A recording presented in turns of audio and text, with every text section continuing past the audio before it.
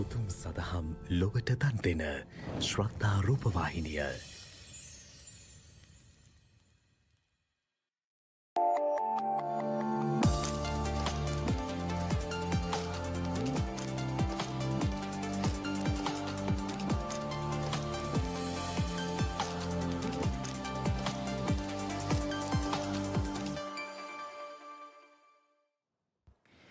අයිබෝන් සුබ දවසක් සුබ උදෑසනක්.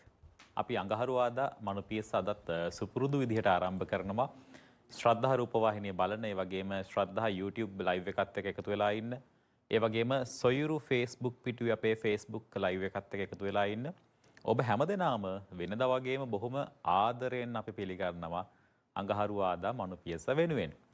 අපි වෙනද කතා කරන්නේ අඟහරුවාදට නීතිය පිළිබඳවනේ. හැබැයි අද අපි හිතුවා මේ වෙනස් මාතෘකාවක් පිළිබඳව කතා කරන්න. අපි අධ්‍යාපනය පිළිබඳව මනුපියසේ ඕනෑ තරම් කතා කරලා තියෙනවා. ඒ අතරදී ශ්‍රද්ධා රූපවාහිනිය විවිධ ආකාරයෙන් අධ්‍යාපනයේ තියෙන වටිනාකම් සම්බන්ධව කතා බහ කරලා තියෙනවා. දැන් උසස් අධ්‍යාපනය වෙනුවෙන් මේ අපේ රටේ ඉන්න පෙනී ඉන්න බලාපොරොත්තු වෙන්න දරුවන්ට රාජ්‍ය විශ්වවිද්‍යාල පද්ධතිය තුල තියෙන ඉඩකඩ පහසුකම් සහ ඒ තියෙන වටපිටාව ප්‍රමාණවත්ද කියන ප්‍රශ්නාර්ථයත් එක්ක පෞද්ගලික විශ්වවිද්‍යාල බොහොමයක් මේ අවශ්‍යතාව, දරුවන්ගේ අවශ්‍යතාව, රටේ අවශ්‍යතාව ඉහළින් පියවනවා. ඒ අතරදී සිනෙක් කැම්පස් කියන්නේ අපිට අමතක කරන්න බැරි තැනක්. සිනෙක් කැම්පස් හැමදාමත් වගේම අපේ රටේ අර මේ උසස් අධ්‍යාපනයේ අවශ්‍යතාව තියෙන දරුවන්ගේ අවශ්‍යතාව පියවනවා. ඒක ජාත්‍යන්තර ප්‍රමිතියට අධ්‍යාපනය සකස් කරලා දෙන්නට සහ ඒ දරුවන් මේ ජාත්‍යන්තරයට කැඳවාගෙන යද්දී ඔවුන්ට වටිනාකම් සහිත දරුවන් බවට පත් කරලා ජාත්‍යන්තරයට ගෙන යන්න බොහොම ඉහළ කාර්යභාරයක් සිදු කරනවා. ඉතින් අපි අද හිතුවා සිනෙක් කැම්පස් එක්ක මේ පැය කතා බහ කරන්නට මනුපියස වෙන් කරගන්න. අපි ආරාධනා කළා මේ ගැන කතා බහ කරන්නට සිනෙක් කැම්පස් නියෝජනය කරමින් නියෝජිතයන් දෙපළකට අපි මේ ආරම්භක මේ අඩහෝරාවේදී කතා කරන්නට ආරාධනා කළා සිනෙක් කැම්පස් නියෝජ්‍ය සභාපති ජ්‍යෙෂ්ඨ මහාචාර්ය සම්පත් අමරතුංග මහතාට අපිත් එක්ක එකතු වෙන්න කියලා.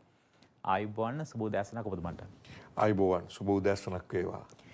අපි මේ දැන් අධ්‍යාපනයේ තියෙන වටිනාකම් ගැන කතා කරන ඔබතුමා බොහොම වටිනා කියන චරිතයක්. ඔබතුමා අධ්‍යාපනය පිළිබඳව රටේ සම්පත්දායකයෙක් විදිහට, ඒ වගේම ප්‍රතිපත්ති මේ සම්පත්දායකයෙක් විදිහට, නැත්නම් ප්‍රතිපත්ති සපයන කෙනෙක් විදිහට කාලයක් වැඩ කරපු කෙනෙක්. ඒ නිසා මේ අධ්‍යාපනයේ තියෙන වටිනාකම් ගැන කතා කරන ඔබතුමා ප්‍රවීණෙක්. ඒ නිසාම ඔබතුමාට පැමිණීමත් අපිට ගෞරවයක්. දැන් මේ රටක අධ්‍යාපනය කියන කාරණාව ඒ රටේ අනිකුත් ක්ෂේත්‍රවල දියුණුවට කොයිතරම් දුරට බලපානවද කියන එක මම ඔබතුමාගෙන් ආරම්භයේදී ප්‍රශ්නයක් විදිහට. ඔව්. අධ්‍යාපනය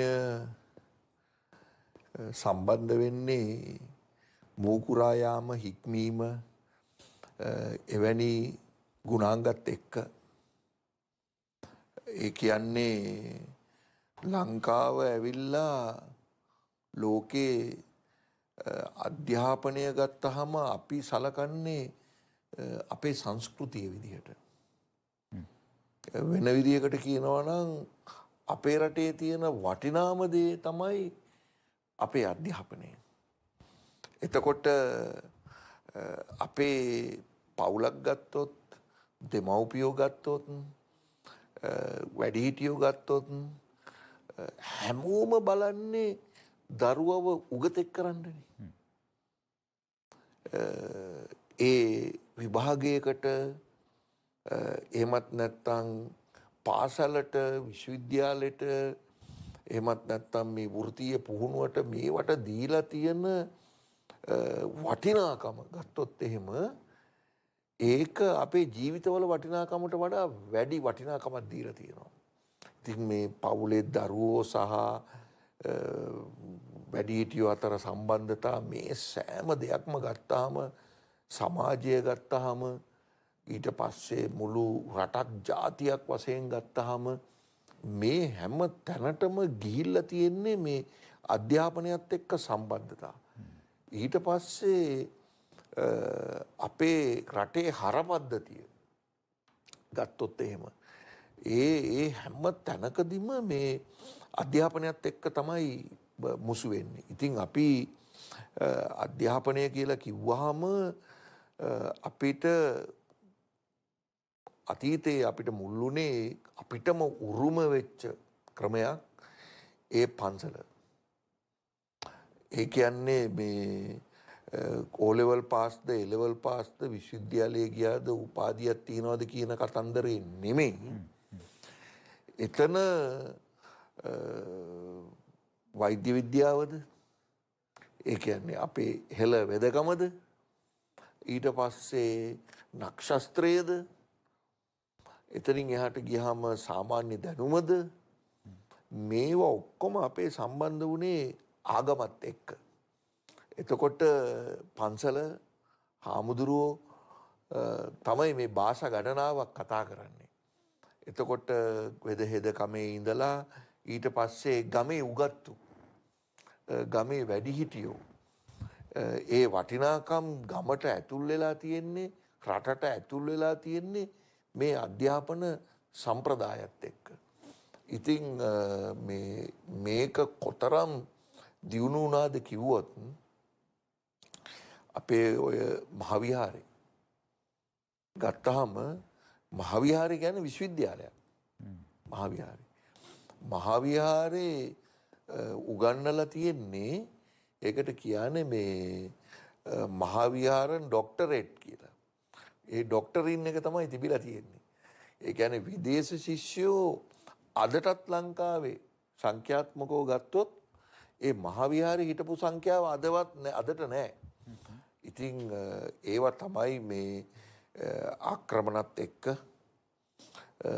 ඒවා තමයි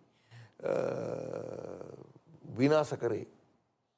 ඒ කියන්නේ මේ රටේ තිබුණ බුද්ධිය එහෙමත් නැත්නම් ඒ වගාවට තමයි ඕන ආක්‍රමණයක් එල්ල කරේ. මොකද එතන තමයි න්‍යෂ්ටිය තිබුණේ. ඉතින් ඇත්තටම මේ ඉන්දියාවේ නාලන්දාවට එහෙම උපකුලපතිවරු ගිහිල්ලා තියෙන්නේ ලංකාවෙන්. නමුත් ඒ ඉතිහාසය ඒ සියලුම දේවල් විනාශ වෙනවා මේ ආක්‍රමණත් එක්ක. එතකොට ඔය අපි කතා කරන ඉංග්‍රීසි මේ ආක්‍රමණ පෘතුගීසි ලන්දේසි නෙමෙයි. ඊට ඉස්සෙල්ලා ඉන්දියාවෙන් සහ ඒ තිබිච්ච ඒ ආක්‍රමණත් එක්ක ගත්තයින් පස්සේ තමයි මූලික වශයෙන්ම ඔය අපි නොදන්න ඉතිහාසය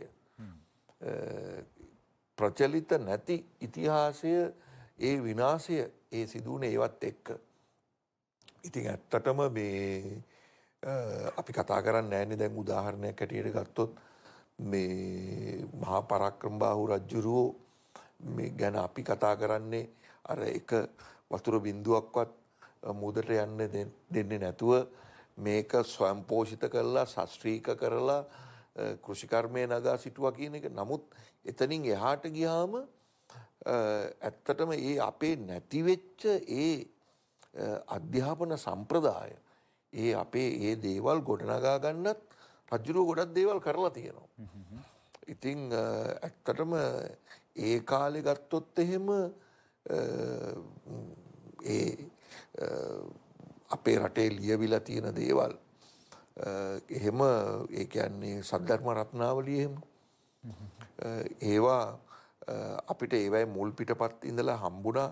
ජයවර්ධනපුර විශ්වවිද්‍යාලයේ මම උපකුලපති වශයෙන් ඉඳද්දී අපේ තිබුණා වෙනම වැඩසටහනක් ගෙවල් වල පන්සල් වල කොහේ හෝ තැනක භාවිතා නොකරන පුස්කොළ පොත් ඒ පරම්පරාවල් වල නාමයෙන් ඒ පවුල් වල නාමයෙන් සුරකින්නවා කියලා විශ්වවිද්‍යාලයේ ශපථ කරලා පුවත්පත් දැන්වීම් පළ කරලා ඊට පස්සේ ඒ පවුල් සමහර පන්සල් සමහර ආයතන Tamanට හිමි ඒ භාවිතා නොකරපු ඒ දැනුම් සම්භාරය ජයවර්ධනපුර විශ්වවිද්‍යාලයට පරිත්‍යාග කරා. ඉතින් ඒවා අදටත් සංරක්ෂණය කරනවා. ඒත් එක්කම ඒවා මේ අධ්‍යයන කටයුතු වලටත් භාවිතා කරනවා. ඒකයි ඒකේ තියෙන විශේෂත්වය. ඉතින් එතකොට තමයි ওই සද්ධර්ම රත්නාවලියේ එහෙම මුල් පිටපත් පවා අපිට හම්බුණා. විශාලත්වයේ ගත්තොත් අඩි 3ක් විතර දිගින් එවැනි දේවල් මම නම් දැකලවත් තිබුණේ නැහැ ඇත්තටම මේ පුස්කොළ පොත්. අපි මෙහෙම තැනකට එමුකෝ. දැන් මේ කියන සාම්ප්‍රදායික අපි කතා කරන ඉතිහාසය අධ්‍යාපන ක්‍රමය. මෙතනින් අපි දැන් කතා කරන නූතන අධ්‍යාපනය කොතනද වෙනස් වෙන්නේ? දැන් අපි එන්න ඕනේ සිනෙක් කැම්පස් එක. මොකද එතන අපි අර ආරම්භයේදීත් මමත් කිව්වා වගේම මේක ජාත්‍යන්තර ප්‍රමිතියට දැන් අධ්‍යාපන සපයන තැනක් විදිහට සිනෙක් කැම්පස් තියෙනවා. නූතන අධ්‍යාපනය සම්බන්ධ. එතකොට ඔය මම කිව්වේ ඔය ඉතිහාසයේ ගලායම ඔය ඇවිල්ලා එතකොට අදටත් අපේ රටේ වැදගත්ම දේ තමයි අපේ රට සංවර්ධිත රටක් බවට පත් කරනවා නම් මේ රට ඊටාම ඉක්මනින් සංවර්ධනය කරනවා නම් ඒ කියන්නේ අපි හිතමු අවුරුදු 5ක් වගේ ඇතුළත අපිට මීට වඩා විශාල වෙනසකට රට ගෙන යනවා නම් ගෙන යන්න තියෙන කෙටිම පහසුම මාර්ගය තමයි මානව සම්පත. එතකොට ඒ මානව සම්පත වර්ධනය කරන්න විශ්වවිද්‍යාල පද්ධතියට තියෙන කාර්යභාරය අති විශාලයි. එතකොට අපි සාමාන්‍යයෙන් උසස් පෙළ පෙනී සිටිනවා ලක්ෂ 3ක් විතර. ඒක සමහර අවුරුදු වල 2,85,000ක් වෙන්න පුළුවන්, 3,10,000ක් වෙන්න පුළුවන්. මම සාමාන්‍යයෙන් ගත්තොත් ලක්ෂ 3ක් විතර. එතකොට පාසලට හෝඩියේ පන්තිය ඇතුල් වෙන සංඛ්‍යාවත් ලක්ෂ 3ක් විතර. O level වලටත් ලක්ෂ 3ක් විතර එනවා. ඉතින් මේක යම් ප්‍රමාණයක් අඩු වැඩි වීම එක අවුරුදු වල වෙනවා. නමුත් සාමාන්‍යයෙන් ලක්ෂ 3ක් විතර තමයි එන්නේ. එතකොට මේ ලක්ෂ 3න්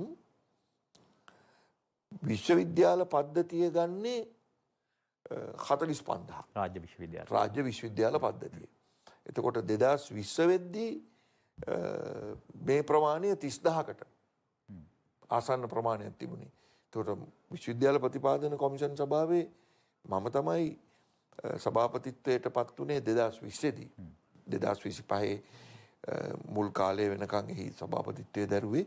එතකොට ඒ කාල සීමාවේදී 50%කින් විශ්වවිද්‍යාල පද්ධතියේ දරුවන්ගේ අවස්ථා වැඩි කරලා තියෙනවා. එතකොට ඒ වැඩි කරපු ප්‍රමාණය ගත්තත් 45,000ක් විතර. එතකොට ලක්ෂ 3ක් එනවා. මේකෙන් 1,85,000ක් විතර විශ්වවිද්‍යාලයට පිවිසෙන්න අවම සුදුසුකම් ලබනවා. කියන්නේ ආසන්න වශයෙන් S3ක්. S3ක් ගන්නවා. එතකොට ඒ S3 කියන දේත් ඇත්තටම සරල දෙයක් නෙමෙයි.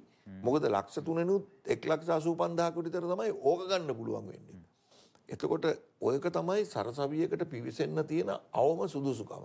එතකොට මේ ඔක්කොම දේවල් හදලා තියෙන්නේ අපිට තියෙන සරසවි ඉඩ පහසුකම් ප්‍රමාණය එක්ක. එතකොට 30,000 45,000 වුණාට එතකොට මේ 45,000ක් එක්ක ජීවිතේටවත් මේක මානව සම්පතෙන් ගොඩ ගේන්න බෑ. ඒ නිසා රාජ්‍ය නොවන විශ්වවිද්‍යාල පද්ධතිය. ඒ කියන්නේ රටේ මහා භාණ්ඩාගාරයට කිසිදු බරක් නැහැ. සමහර විශ්වවිද්‍යාල රාජ්‍ය නොවන විශ්වවිද්‍යාල තියෙන්න පුළුවන් රාජ්‍ය ආධාර ලැබෙන සහ ලැබිච්ච ඒවා.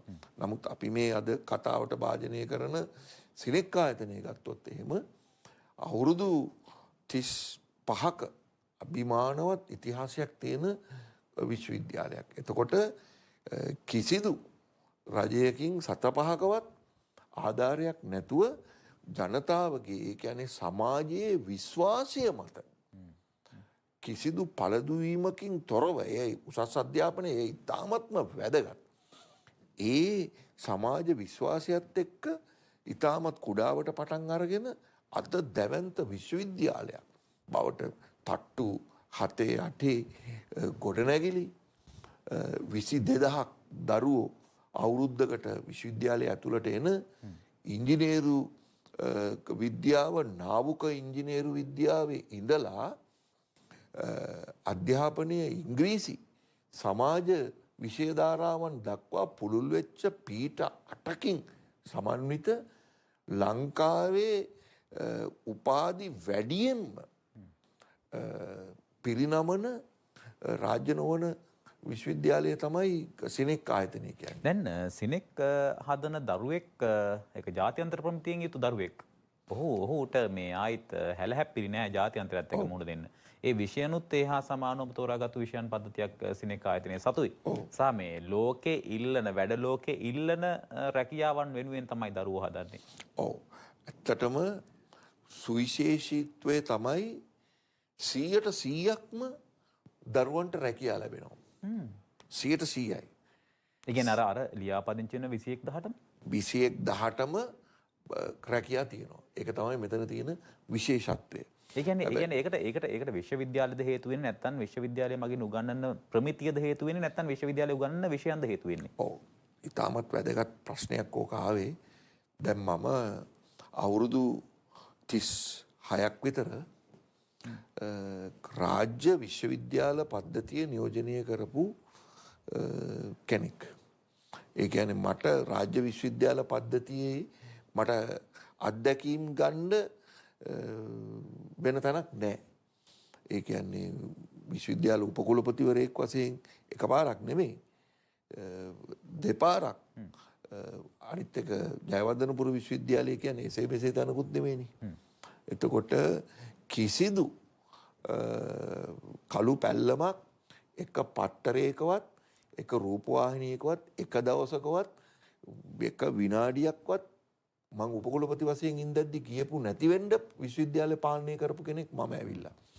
ඒ නිසාම තමයි ප්‍රතිපාදන කොමිසමෙත් හිටියේ. එතකොට දැන් එතනින් ඇවිල්ලා තමයි දැන් සිනික් ආයතනයේ නියෝජ්‍ය අධිපතිත්වයේ දරාගෙන මෙතන කටයුතු කරගෙන යන්නේ. ඒ නිසා ඔයා අහපු ප්‍රශ්නේ හරි වැදගත්.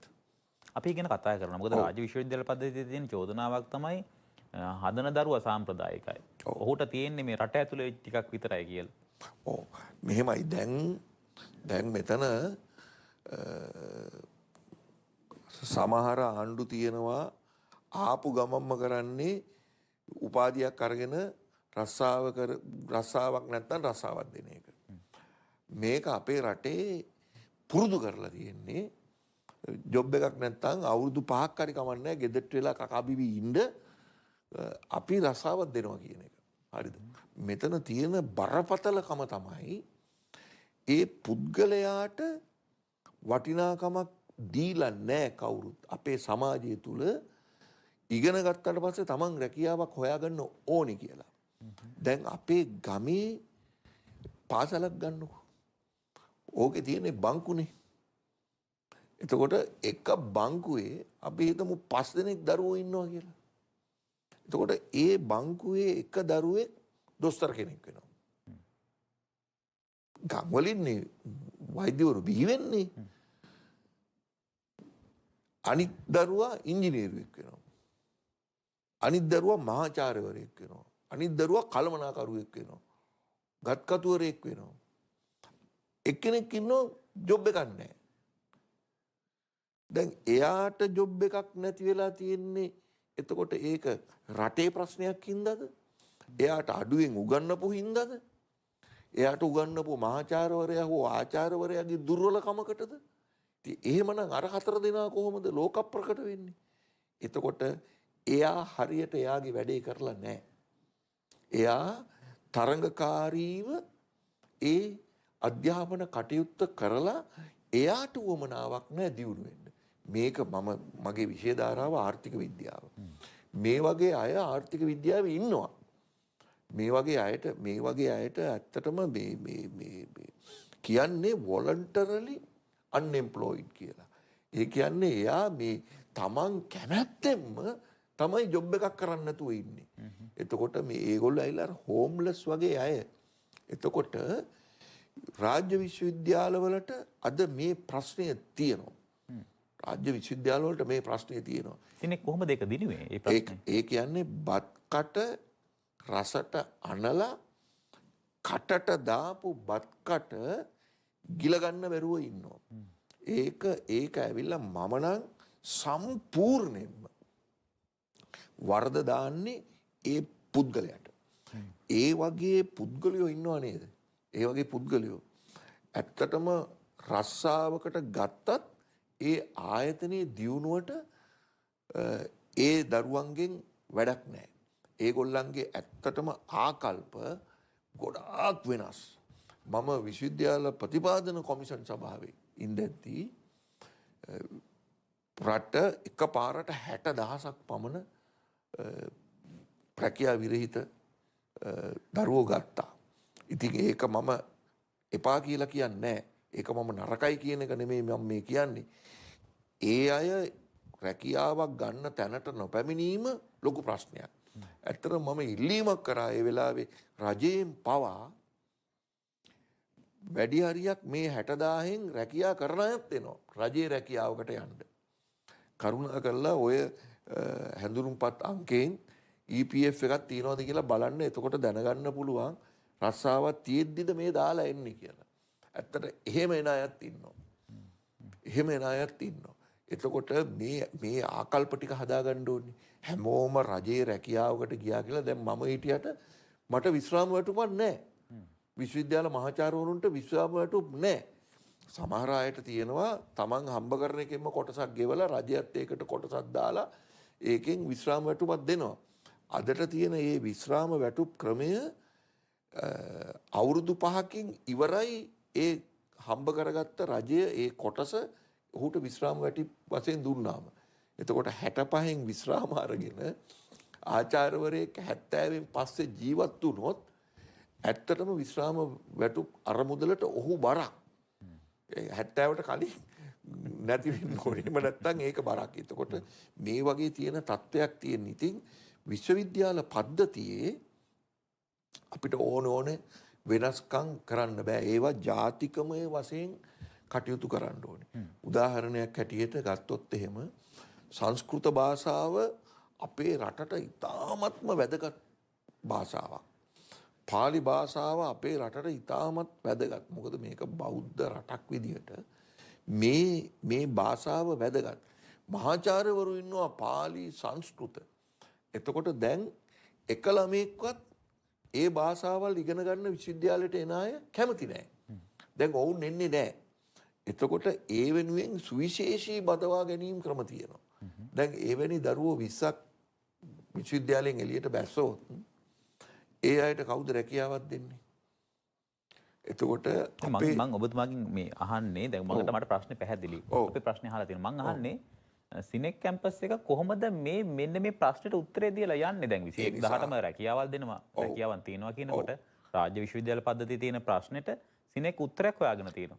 ඒකයි වැදගත් ප්‍රේක්ෂකයට. එතකොට මේ සිනෙක් විශ්වවිද්‍යාලය ආරම්භ වෙන්නේ මේ නාවුක ඉංජිනේරු ශාස්ත්‍රයේ ඔස්සේ. එතකොට දැන් නැවක් එහෙම ගත්තොත් අපි දන්නවා සමහර වෙලාවට කියනවා කාමර 600-700 තියෙන නැව් තියෙනවා කියලා. ඒ වගේ නැවක් ගැඹුරු මුහුදේ නවතින් නැති වෙන්න ඒ ඉංජිනේරුවා සහ ඒ කාර්ය මණ්ඩලය නැව තියාගන්න ඕනේ. යන්න අවශ්‍ය තැනට මේ නැව ගෙනියන්න ඕනේ. ඒ නිසා මේ ගොඩනැගිල්ලක විදුලිය නැති වෙනවා වගේ නෙමෙයි නැවක විදුලිය නැති වෙන එක. එතකොට ඒක හරිම සූක්ෂම විද්‍යාවක්. එතකොට මේ සිනෙක් ආයතනය පටන් ගන්නේ මෙන්න මේ බාර දූර කාර්යයත් එක්ක. ඒ නිසා සමහරලාට ඔයා විශ්වාස කරන්නේ නැති වෙයි ලංකාවේ තියෙනවා ජාතික මට්ටමේ මේ ඵලදායීතාවය මනින මිමි සහ ආයතනවල ඵලදායීතාවය මනින මිමි. එතකොට මේ සිනෙක් මුළු ආයතනයම ඒ ඵලදායීතා න්‍යාය අනුව ස්ථාපිත කරපු ආයතනයක්.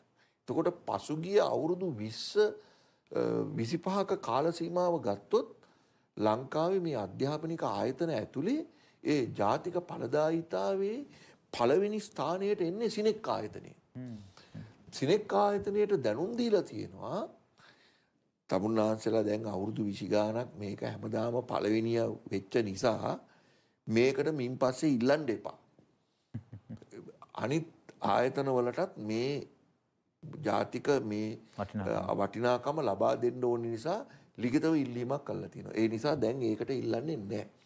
ඒ නිසා මේ සෑම දෙයක්ම දරුවෝ ඉඳලා පුදුමාකාර විනයකින් තමයි හැදෙන්නේ ඇතුලේ. සමහර වෙලාවට ඒ දරුවන්ට ඒක ඔවුන් මේ තරුණ වියේදී අකමැති වෙන්න පුළුවන්. දැන් මම උදාහරණයක් හැටියට කිව්වොත් පෞද්ගලික අංශයේ ආයතනයක උදේට වැඩට යන්න බෑනේ ෂර්ට් එක කලිසමට උඩින් දාගෙන සිනෙක් ආයතනයේ ප්‍රතිපත්තිය තමයි කිසිම දරුවෙකුට ඇතුල් වෙන්න බෑ ඒ ඇඳුමකින්. ඒ අය හැමෝම ඒ පෞද්ගලික අංශයට රාජ්‍ය අංශයට සුදුසු පරිදි ඇඳුමකින් සැරසිලා එන්න ඕනේ. ඒ කියන්නේ මේ අවුරුදු 4-5 ඇතුළත ආකල්ප විනය සමස්තය හදනවා ඒක බලපෑම් කරනවා කියලාද කියන ඔබතුමා අර රැකියාවට යනවා. මම මේ කියන්නේ එක දෙයක්. ඒක ගත්තොත් එක දෙයක්. ඒ කියන්නේ එතන ඉඳලා හැදෙනවා. එතන ඉඳලා හැදෙනවා. ඊට පස්සේ සියලුම මං කියවනේ දැන් ඔය මං කිව්වේ මේ ප්‍රොඩක්ටිවිටි පැත්ත. ඒ කියන්නේ ඵලදායීතාවයේ පැත්තෙන් ගත්තොත් එහෙම එතකොට ඔය ඵලදායීතාවයේ ඇතුලේ තියෙනවා මේ උගන්නන සියලුම දේවල් යාවත්කාලීන වෙන්න ඕනේ. ඒවා මේ යල්පැන ගිය දේවල් වලට යන්න විදියක් නැහැ. අනිත් එක තමයි අපි බොහෝ දුරට මේ උපාධි පාඨමාලා සහ අනිකුත් පාඨමාලා රැකියාභිමුඛ ලෝකේ රැකියාවල් තියෙන දෙසට තමයි කටයුතු කරගෙන යන්නේ. ඒවා අපි රැකියා නැති තැන්වල දේවල් අපිට පවත්වගෙන යන්න අවශ්‍යතාවයක් නැහැ. දැන් උදාහරණයක් ගමුකෝ. දැන් රාජ්‍ය විශ්වවිද්‍යාල පද්ධතියේ තියෙන චෝදනාවක් තමයි උගන්වනවා. ඉගෙනුවට පස්සේ ශිෂ්‍යයා දිහා බලලා මෙහි ජොබ් නිර්මාණය කරන්න ඕනේ. ඔව්. දැන් ඔබ ආයතන එහෙම නෙවෙයි. මෙහි ප්‍රශ්නේ තියෙන තැන බලලා මෙහෙන් අවශ්‍ය කෙනාව හදනවා. ඔව්. මම ඒකට තව එකතු කිරීමකුත් මම කරන්න කැමතියි. අපේ රටෙත් ප්‍රශ්නයක් තියෙනවා. උපාධිධාරියෙක්ව හදන්නේ ඒ උපාධිධාරියට ඕනෑම රස්සාවක් කරන්න පුළුවන් විදිහට තමයි හදන්නේ. දැන් මම අර කලින් ගත්ත උදාහරණය ගත්තොත් මම ඉගෙන ගත්තේ සංස්කෘත විශේෂ උපාධිය කියලා කිව්වොත් ඔහුට පෞද්ගලික ආයතනයක කවදාවත් මැනේජ්මන්ට් ට්‍රේනින් කෙනෙක් විදිහට ගන්න නැහැ. ඒ ආයතනයේ වැරදි ඒ දරුවව නොගන්න එක. ඒ දරුවව ගන්න නැත්තේ ඔහු සංස්කෘත ඉගෙන ගත්ත හින්දා. හැබැයි විශ්වවිද්‍යාලයක කියන ඒ පරමාදර්ශී ඒ පාඨයත් එක්ක දරුවෙක්ව හදන්නේ සංස්කෘත උගන්වන්න විතරක් නෙමෙයි. ඔහු එතන ඉගෙන ගත්ත අනෙකුත් විෂයන්, ඔහු ඉගෙන ගත්ත ලෝකය, ඔහු ඉගෙන ගත්ත සමාජය, ඔහු කියවපු පොතපත මේ අවුරුදු 4 ඇතුලේ තරුණයාගේ ජීවිතයේ වටිනාම කාලය ඔහු අධ්‍යාපනයට කැප කරලා ඔහුට පෞද්ගලික ආයතනයක මැනේජ්මන්ට් ට්‍රේනින් කෙනෙක් විදිහට යන්න බැරි කමක් නැහැ. ඇමරිකාවේ ඒ වගේ දරුවෙකුට පෞද්ගලික අංශයේ ආයතනයකට පියමන් කරන්න ඇමරිකන් ආයතන හදලා තියෙනවා. නමුත් අපේ රටේ ඒක දීලා නැහැ. ඒක අපේ රටේ අඩුවක්. අපේ රටේ ඒක අඩුවක් නිසා ජාතික විශ්වවිද්‍යාල වලින් ජාතික මට්ටමේ හදන දරුවට අද ගෙදර ඉන්න වෙලා තියෙනවා. එතකොට ගුරු වෘත්තියටවත් ගන්න සංස්කෘත ඉගෙන ගත්තොත් මොකද පාසලේ සංස්කෘත උගන්වන්නේ නැහනේ. පාලි උගන්වන්නේ නැහනේ.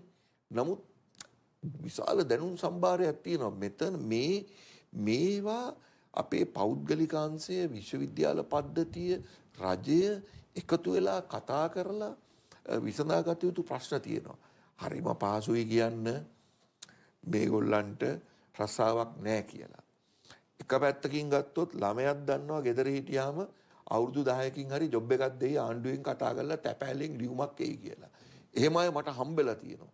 මං අහලා තියෙනවා දරුවන්ගෙන් ඇයි පුතා මෙච්චර කාලයක් ගෙදර හිටියේ එක අයදුම් පතක්වත් දැම්ම නැද්ද කියලා. එකම අයදුම් පතක්වත් අවුරුදු 7-8 දාපු නැති දරුවෝ ඉන්නවා. ඒගොල්ලෝ හිතාගෙන ඉන්නේ ආණ්ඩුවේ රස්සාවකට ගියොත් හොඳයි. ඒගොල්ලන්ගේ සීයා කිරිකිත්තා හිතපු විදිහට තමයි මේ දරුවොත් හිතන්නේ. නමුත් ඒක විසඳාගත යුතු ප්‍රශ්නයක්. නමුත් අපිට මේ රාජ්‍ය නොවන විශ්වවිද්‍යාල පද්ධතිය තුල අපිට රැකියාවක් ලැබෙන දේවල් කරන්න පුළුවන්. මම උදාහරණයක් කිව්වොත් අපි මේ ගොඩක් මේ ඉංජිනේරු විද්‍යාව තාක්ෂණය එක්ක සිනෙක් විශ්වවිද්‍යාලයේ කටයුතු කරන නිසා අපි දැන් නාවික ශාස්ත්‍රයේ ඒ කියන්නේ දකුණු ආසියාවේ නාවික ශේස්ත්‍රයේ තියෙන ඉහළම විශ්වවිද්‍යාලය තමයි සිනෙක් ආයතනය. එතකොට ඒ තුන අරගෙන ඉංජිනේරු පීඨවලට තේරිච්ච දරුවෝ සිනෙක් ආයතනයට එනවා නාවික ඉංජිනේරු ශිල්පය ඉගෙන ගන්න. සාමාන්‍යයෙන් මාසකට ඩොලර් 15,000ක් විතර වැටුපක් ගන්න පුළුවන්. ඒ කියන්නේ මේ මිලියන ගාණක් වැටුපක් ගන්න පුළුවන් නාවික ශාස්ත්‍රයේ. ඉතින් අපි දැන් නාවික ශාස්ත්‍රයේ කාන්තාවන් පවා බිහි කරන රටක් බවට පත් වෙලා තියෙනවා. එතකොට දකුණු කොරියාවේ නැව්වලට සිනෙක් ආයතනයෙන් දරුවෝ 100 දෙනෙක් කපිතාන්වරු වශයෙන් අවුරුද්දකට බදවා ගන්නවා.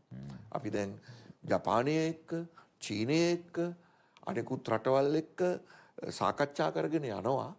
අපි භාෂාවන් දැන් විදේශ භාෂාවන් උගන්වන්න පටන් ගත්තා. එතකොට ඒ අදාළ ජාතීන්ගේ ඒ නැව්වලට ගියාම අපේ දරුවන්ට ඒ භාෂාව කතා කරන්න පුළුවන් වෙනවා. එතකොට අපි දැන් ඊයේ පෙරේද අපි ගත්ත තීරණයක් අපි හොඳටම දන්නවා එක්ස්ප්‍රස් පර්ල් නෞකාව. ඒක අලුත් නැවක්. නමුත් ඒකේ තිබිච්ච ඒ රසායන ද්‍රව්‍ය වල ඇතිවෙච්ච ඒ කාන්දුවක් එක්ක ගින්න ඇති වුණා.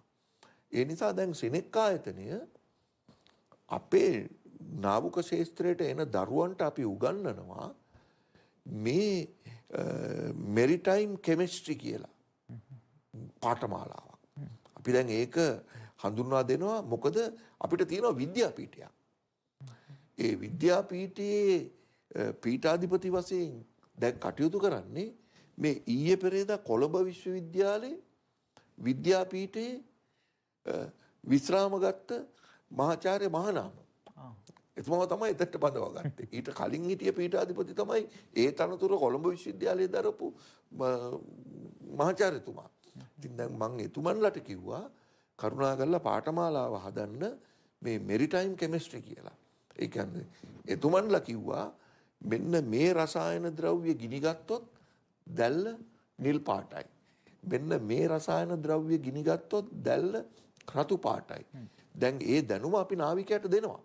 එතකොට අපි ඉන්නේ සිනෙක් ආයතනයේ ඉන්නේ මේ දකුණු ආසියාවේ මේ නාවික දැනුමක් අරගෙන එන නාවිකයින්ට වඩා ගොඩාක් ඉහළ මට්ටමක. ඒක කරන්න පුළුවන් වෙලා තියෙන්නේ එකක් අපි විශ්වවිද්‍යාලයක් අපිට නාවික ශාස්ත්‍රයේ අත්දැකීම් විතරක් නෙමෙයි තියෙන්නේ අපිට විද්‍යාව තියෙනවා.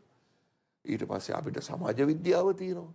මහාචාර්යවරු විශ්වවිද්‍යාල පද්ධතියෙන් විශ්‍රාම අරගෙන සහ සප්තවාර්ෂික නිමාඩු අරගෙන විශාල ප්‍රමාණයක් වැඩ කටයුතු කරනවා. තව එක දෙයක් තියෙනවා. මේ සිනෙක් ආයතනයේ බොරුවට මහාචාර්යකම් දෙන්නේ නැහැ. ඒ කියන්නේ විශ්වවිද්‍යාල ප්‍රතිපාදන කොමිෂන් සභාවේ චක්‍රලේඛවලට තමයි තනතුරු දෙන්නේ. සිනෙක් ආයතනයේ. එහෙම නැතුව පෞද්ගලික ආයතනයක් කියලා ඔයත් මහාචාර්යවරයෙක් මෙයත් මහාචාර්යවරයෙක් කියලා එහෙම මහාචාර්ය පදවි දෙන්නේ නැහැ. ඒ නිසා සමාජයේ විශ්වාසය දරුවන් තුළ විශ්වාසය 100% රැකියාභිමුඛයි කියන මේ විශ්වාසය මේ සියලුම දේවල් ඇති කරලා තියෙනවා. අනිත් එක මේකේ අධිපතිත්වයේ දරන්නේ කපිතාන් අජිත් පීරිස් කියලා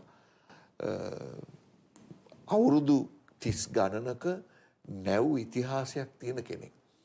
මේ සිනෙක් ආයතනය හිමිකම් කියන්නේ දැවැන්ත නැව් සමාගම්, මූල්‍ය සමාගම්, සමහර නැව් සමාගම් ජර්මනියේ පිහිටලා තියෙන්නේ.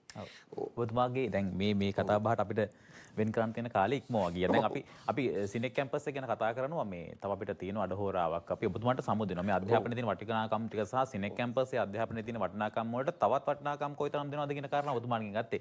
අපිට විරාමයක් ගන්න ඕනේ. ඔබතුමාට සමු දෙන්නත් ඕනේ. තව කෙනෙක් ඉන්නවා කතා කරන්න සිනෙක් කැම්පස් එක ගැන අපි කතා කරමු. එතුමන් එක්ක අපි සමු දෙනවා. ජ්‍යෙෂ්ඨ මහාචාර්ය සම්පත් අමරතුංග මහතා එතුමන් නියෝජ්‍ය සභාපති විදියට සිනෙක් කැම්පස් ආයතනයේ වගේම අධ්‍යාපන ශාස්ත්‍රයේ අපි දන්න කියන ප්‍රවීණයෙක් විදියට ඔබතුමාට ගොඩක් ස්තුතියි අද දවසේ සහභාගී වුණාට. ගොඩාක් ස්තුතියි. අපි විරාමයක් ගන්නවා. විරාමයෙන් පස්සේ ඉන්න තවත් දුරටත් අපි සිනෙක් කැම්පස් ගැන කතා කරනවා. මනුපියස මනුෂ්‍යත්වයේ සොඳුරු නවාතැන. විරාමෙන් පස්සේ අපි නැවතත් මනුපියසත් එක්ක මනුපියස අද කතා කරන්නේ සිනෙක් කැම්පස් ගැන කියලා ඔබ දන්නවා. අපි විරාමෙන් පස්සේ තවත් සිනෙක් කැම්පස් නියෝජිතයෙක් එක්ක කතා කරනවා කියලා ඔබට කිව්වා. අපි සම්බන්ධ කරගත්ත අද්මිරාල් තිසර සමරසිංහ මහතා එතුමන් ජ්‍යෙෂ්ඨ උපදේශකවරයෙක් විදිහට සිනෙක් කැම්පස් ආයතනයේ කටයුතු කරනවා. අපි දන්න කියන කෙනෙක් දන්න කියන නමක් අපි ඔබතුමන්ව සම්බන්ධ කරගත්තේ සිනෙක් කැම්පස් ගැන කතා කරද්දී මේ සිනෙක් කැම්පස් ඉතිහාසය ගැන කතා කරනවා. දැන් දශක ගණනාවක් තිස්සේ අපි දන්න කියන ආයතනයක්. අපිට නිකන් ප්‍රයිවට් කැම්පස් එක නමක් කිව්වට පස්සේ සිනෙක් කියන එක නිකන් නොහුරු නෑ වගේ ළඟයි වගේ නිකන් දන්න තැනක් වගේ දැනෙනවනේ. ඇයි සිනෙක් කැම්පස් එක ඉතාමත්ම ප්‍රචලිත වෙලා තිබුණේ පටන් ගන්නකොට අවුරුදු 36කට ප්‍රථම වෙළඳ නාවික ශේෂ්ත්‍රයේ කපිතාන්වරයෙක් කපිතාන් අජිත් පීරිස් අපේ ලංකාවේ දූදරුවන්ට වෙළඳ නාවික ශේෂ්ත්‍රයේ තියෙන ඉතාමත්ම වැදගත් රක්ෂාවකට යන්න අවස්ථාවක් ලැබුණේ නැහැ. ඕස්ට්‍රේලියාවට, ඇමරිකාවට, ඉන්දියාවට වෙන රටවලට ගිහිල්ලා ඉගෙන ගන්න වුණා. ඔහු ඒ පුහුණුව ලබලා අවුරුදු 28 දී කපිතාන්වරයෙක් වෙලා ඔහු තීරණය කරා ඔහුගේ සමාජික මිතුරන් සමග මේ අවස්ථාව අපේ ලංකාවේ දරුවන්ට ලබා දිය හැකි, ලබා දිය යුතුයි කියලා. ඒ සංකල්පය මත එතුමා ඒ සගයන් එක්ක පටන් ගත්තා. ශිෂ්‍ය බටනධාරීන් 25 දෙනෙක්ගෙන් නාවික කපිතාන්වරුන් බිහි කරන්න. ඒ පටන් ගැන්ම මත ලෝකය ඒ පටන් ගත්තේ ලෝකය සමග තරඟ කර ජාත්‍යන්තරය සමග තරඟ කර රස්සාවක් හොයාගන්න පුළුවන් උතාමත්ම උසස් ප්‍රමිතියෙන් හෙබි අධ්‍යාපනයක් ලබා දීම. ඒක තමයි මූලික කාරණා වුණේ. පළවෙනි සිසුවා වුණත් පුහුණු කරේ ලෝකයේ සමග තරඟ කර රස්සාවක් හොයාගන්න. අන්න එතනින් ඒ ගත්ත පටන් ගැනීම අද ව්‍යාප්ත වෙලා තියෙනවා තව පීඨ 8කට සියලුම උසස් අධ්‍යාපන ශේෂ්ත්‍රවල.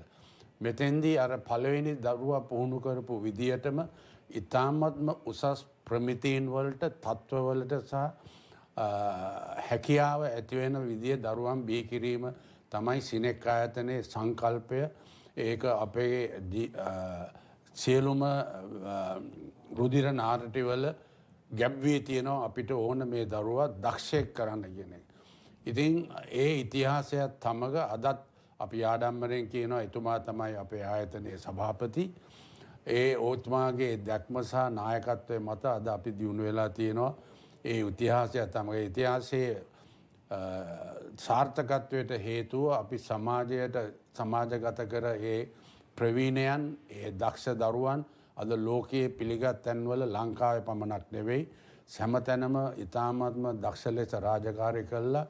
ඔවුන් අපේ ව්‍යාපාරවලට ලෝකයේ සියලුම තැන්වලට ඉතාමත්ම වැදගත් සේවයක් කර සිටීම තමයි අපේ ඉතිහාසයේ ආරම්භය.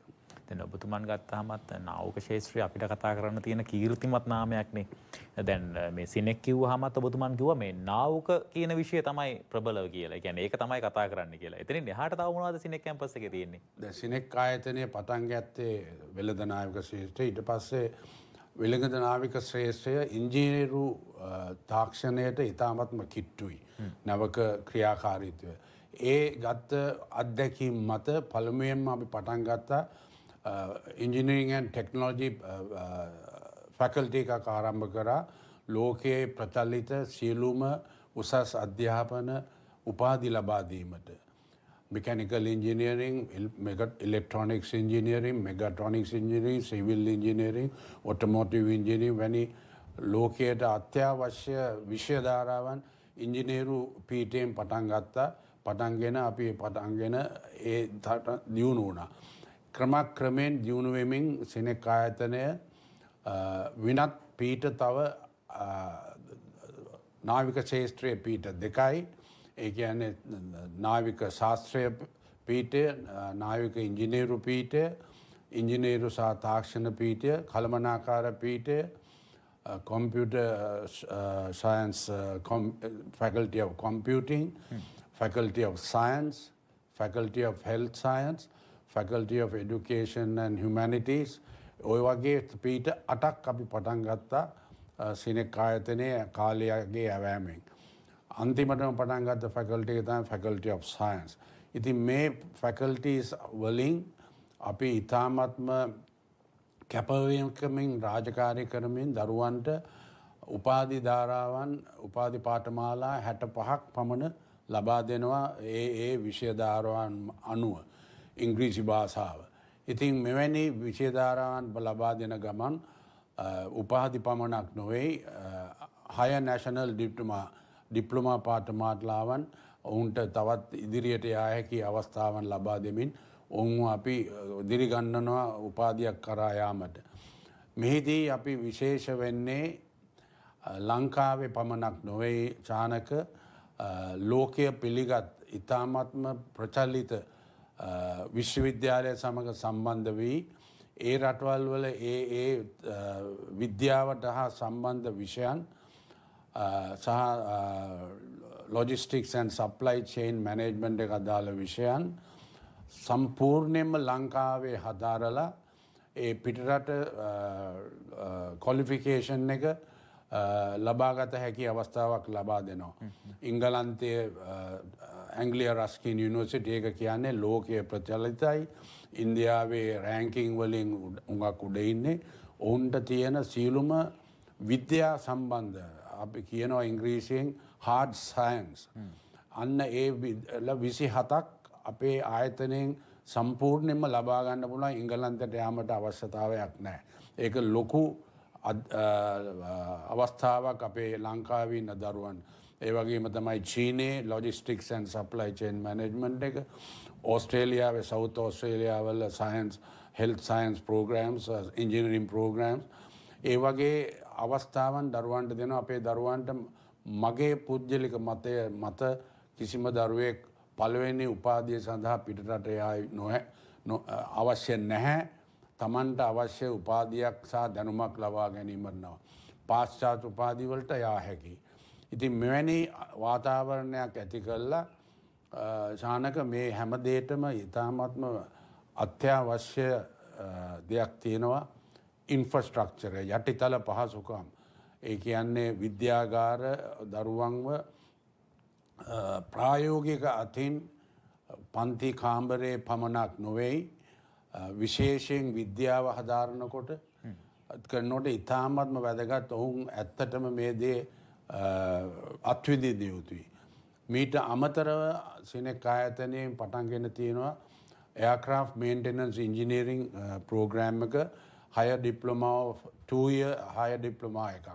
ඒක ඉතාමත්ම සාර්ථකව දැන් අවුරුදු 10ක් තිස්සේ කටයුතු කරගෙන යනවා. අපි ඒක මාකටිං කරන්නෙත් නැහැ. ඔවුන්ගේ දරුවෝ ඉබේටම එනවා අපේ මේ පාඨමාලා හොයාගෙන ඇවිල්ලා පිටරටවල් වල ඉතාමත් හොඳ රස්සාවල්. ඊට අමතරව ළඟදී පටන් ගත්තා aircraft professional training. ඒ කියන්නේ ගුවන් සේවිකාවක් වෙන්න එයාපෝට් එක වැඩ කරන හැටි, travel and tourism cabin crew training එකක් කරන්න.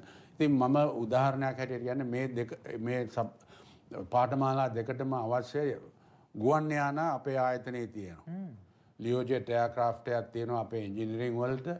ATR එයාක්‍රාෆ්ට් එකකින් භාගයක් තියෙනවා ළමයින්ට කැබින් ක්‍රූ එකක් හැටියට ට්‍රේන් කරන්න. ඒක තමයි මේ කපිතාන් අජිත් පීරිගේ සංකල්පය යටිතල පහසුකම් වලට ආයෝජනය කිරීම. එතකොට අපේ තියෙන වර්ක්ෂොප්ස් සිමියුලේටර් අපිට පුළුවන් ලෝකයේ තියෙන ඕනම හාබර් එකක ලෝකයේ තියෙන ඕනම ප්‍රමාණයේ නැවක් හසුරවන්න සිමියුලේටර් එකක් තියෙනවා. නැවක් තියෙනවා කැම්පස් එක ඇතුලේ හදලා. aircraft laboratories health science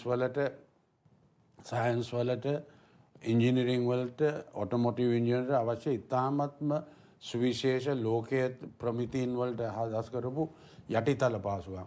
ඔන්න ඔතනයි ඡානක සිනෙක් ආයතනය වෙනස් වෙන්නේ. දැන් ලංකාව වගේ රටක් ගත්තට පස්සේ මේ නාවක ශාස්ත්‍රය සහ නාවක වටපිටාව ගත්තාමත් විශේෂයිනේ. ඉතින් එහාට දැන් ලංකාව වගේ රටක මේ පවතින ආර්ථික මේ ප්‍රශ්න අර්බුදත් එක්ක ලංකාවට මේ ලංකාවේ සල්ලි ඉතුරු කර ගන්නවා කියන එකේ ගැටලුවක් තියෙනවා. ඒ වගේම ලංකාවට අපිට විනිමය උත්පාදනයක් ඇති කරන්න පුළුවන් කමක් තියෙනවා. දැන් ලංකාව තුල විතරක් නෙමෙයි දකුණු ආසියාවෙම සිනෙක් කියන්නේ නාවික ශාස්ත්‍රය සම්බන්ධව ඉගෙන ගන්න තියෙන හොඳම විශ්වවිද්‍යාලය කියලා මහාචාර්යතුමා කිව්වා. සිනෙක් කැම්පස් එක ලංකාවට මේ මම කියන්නේ අධ්‍යාපනය නෙවෙයි. මේ කරන සේවාව ගැනත් අපි මතක් කළොත් ඔබතුමන්ගේ. බොහොම ස්තුතියි ප්‍රශ්නයට.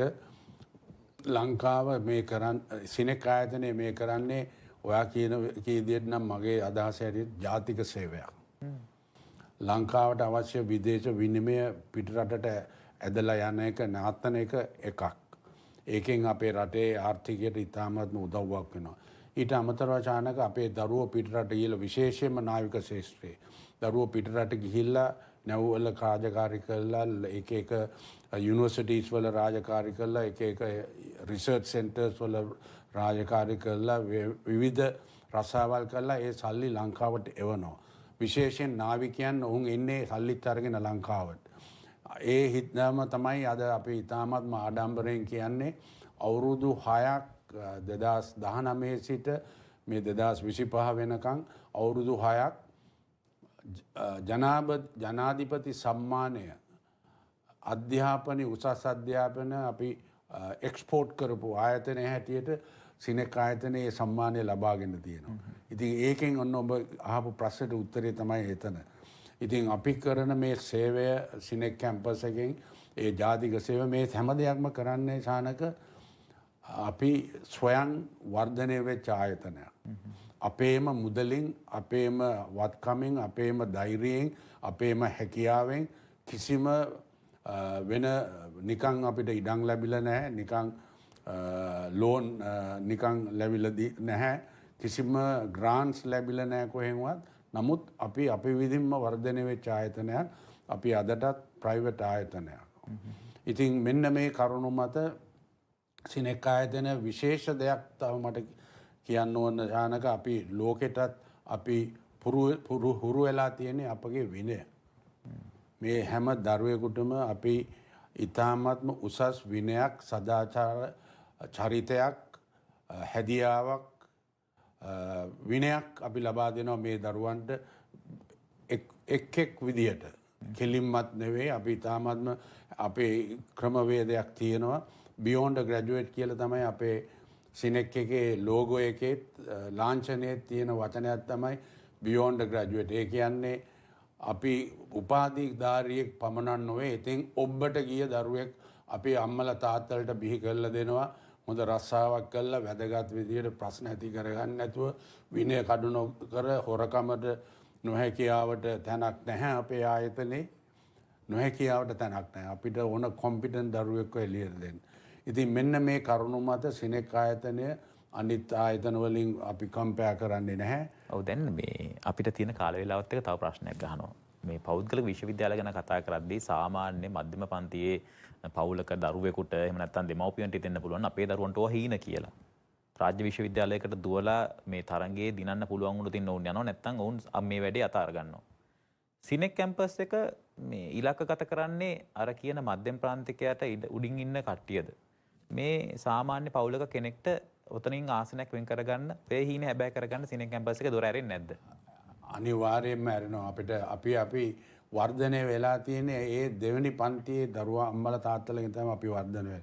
ඒ එක්කම අපි අනිත් දරුවෝත් අපිට ඇවිල්ලා තියෙනවා. සිනෙක් ආයතනයේ මුදල ඉතාමත්ම සහනදායී සහ සාධාරණයි. සහනදායීට වඩා සාධාරණයි. අපි සම්පූර්ණයෙන්ම පුද්ගලික ආයතන නිසා මුදල් අය කරගත යුතුමයි. නමුත් අපි ඔවුන්ගේ හැකියාව අනුව හොඳ රිසල්ට්ස් වලින් ආවොත් ස්කෝලර්ෂිප්ස් දෙනවා. අපි බැංකු සමග සම්බන්ධ වෙලා ඔබලට මෘදු ලෝන්ස් හොයලා දෙනවා. ඒ වගේම තමන් හැම අවුරුද්දෙම හොඳට වැඩ කරා නම් හොඳ ප්‍රතිශතයක් ගත්තා නම් අනිත් කට්ටියත් එක්ක සංසන්දනය කරලා ඔබලට අපි ඊළඟ අවුරුද්දේ ප්‍රතිලාභයක් ලබා දෙනවා. එවැනි ක්‍රියාමාර්ග සෑහෙන අපි ප්‍රචලිත කරනවා. අපි දරුවන්ට ලබා දෙනවා. ඒ වගේම යම්කිසි දරුවෙකුට යම්කිසි බැරෑරුම් ප්‍රශ්නයක් තියෙනවා ඒ අවස්ථාවට අපි ඉදිරිපත් වෙනවා. මොකද මේ සියලු දෙයක්ම සිද්ධ වෙන්නේ මුදල් ලබාගත් දෙන විදිය මත. ඒ නිසා අපේ මේ දරුවන්ට දොර විවෘතයි. උසස් පෙළ හරියටම පාසස් 3 හම්බෙලා ප්‍රතිඵල නොතිබුණත් 6 ඩිප්ලෝමා පාඨමාලාව කරලා টොප් අප් එකක් කරන්න පුළුවන්. නැත්නම් ෆවුන්ඩේෂන් එකක් කරලා ෆුල් ඩිග්‍රී එක කරන්න පුළුවන්. ඉතින් දූල පුතාලා දැන් බලාපොරොත්තුවෙන් ඉන්නවා තමන්ගේ ප්‍රතිඵල එනකන්. පුතාලා කාලේ නාස්ති කරන්න එපා. ඇවිල්ලා අපි පාඨමාලාව දැනටමත් පටන් ගන්න ලෑස්ති වෙලා ඉන්නේ. එතකොට රිසල්ට්ස් ආවහම පුතාලා පාස් නම් ඒ පාඨමාලාව කරගෙනම යන්න පුළුවන්. නැත්නම් අපේ ආයතනයේ තියෙන වෙනත් පාඨමාලාවකට බැඳෙන්න පුළුවන්. පුතාලට ඒ සියලු දේම අකමැති නම් අපි ඔබට අපේ පාඨමාලාව ඉවත් වෙන්න පුළුවන්. දැන් බැඳුනට ඒ මුදල ආපහු ලබා දෙනවා. ඒක නිසා මම ආදරණීය දෙමව්පියන්ගෙන් සහ දූ දරුවන්ගෙන් ඉල්ලා සිටින්නේ කාලය නාස්ති කරන්න එපා. පාඨමාලා 200ක් තියෙනවා අපේ ආයතනයේ. උපාධි පාඨමාලා 60කට වැඩිය තියෙනවා. ඇවිල්ලා එන්න සිනෙක් ආයතනයට නැත්නම් අපේ වෙබ්සයිට් එකට ගිහිල්ලා ඔබලා ඒ කනෙක්ෂන් එක කරන්න අපි හැම අවස්ථාවෙම ඔබට ලබා දෙනවා. ඇවිල්ලා ඔබගේ අනාගතය සාර්ථක කරගන්න අවුරුදු 35ක් තිස්සේ අත්දැකීම මත හැදිච්ච වර්ධනය වෙච්ච ආයතනයක තමයි සිනෙක් ආයතනය. ඔබ ඒ ඇවිල්ලම අත්විඳින්න දෙමව්පියන්ට අපි ආරාධනා කරනවා. රිසල්ට්ස් ආවයින් පස්සෙත් අපේ විවෘත දිනයක් තියෙනවා රිසල්ට්ස් ආවිල්ලා සතියකින්. ඒකටත් සහභාගී වෙලා එන්න කියන එක ඉතාමත්ම කාරුණික ආරාධනයක් කරනවා. ඔව්. සිනෙක් කැම්පස් පිළිබඳව අපිට තිබුණු නේද අපේ තිබුණු අදහස් තව තවත් අපිට ඒක ආලෝකමත් කරගන්න තව තවත් ඒක වර්ණවත් කරගන්න හැකියාවක් ලැබුණා. සිනෙක් කැම්පස් එක පිළිබඳව අභිමානයක් පිළිබඳව කතා බහ කරද්දී ඒ එතුමන් කරපු ආරාධනාව අපි මතක් කරනවා. ඔබට පුළුවන් වැඩි විස්තර දැනගන්න 1339 ශනික දුරකථන අංකයක් තියෙනවා. ඔබට කතා කරලා විස්තර දැනගන්න පුළුවන් 1339 මෙන්න මේ අංකයට කතා කරලා ඔබට විස්තර දැනගන්න පුළුවන්. ඒ වගේම www.sinek.edu sinek.edu කියන වෙබ් පිටුවට ගිහිල්ලා ඔබට පුළුවන්කම තිබෙනවා විස්තර දැනගන්න. නැවතත් මතක් කරන්නම් www.sinek කියන්නේ cinec.edu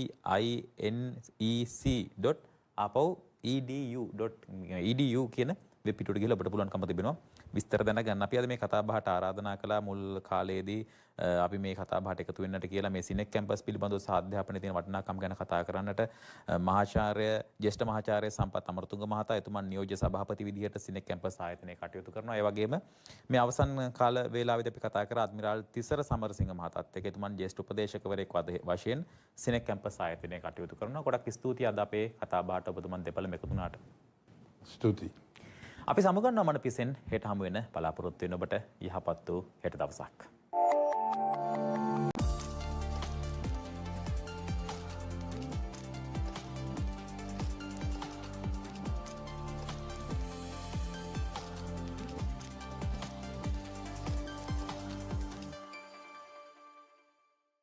දියඹේ සත් සමුදුරු ජයගෙනෙන අහසේ ඉහලින් ඉහලට සරනා